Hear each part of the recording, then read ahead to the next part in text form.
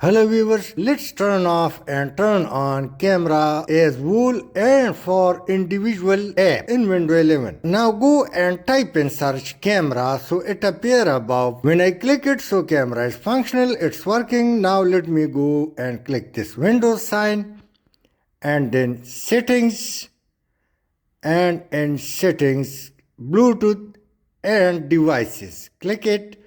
Now come down to cameras and now we can turn off as whole or individual app. Now click camera privacy settings. Open this and above is for entire camera and all apps, and below are different buttons responsible for turning on or turning off for individual apps. Now I collectively off camera and now camera is not working in any condition. Let me turn it on so camera will work again. In case if I turn off the below button like the Xbox button is turned off, so Xbox cannot access camera while rest of the app have access to computer camera. Thanks for watching.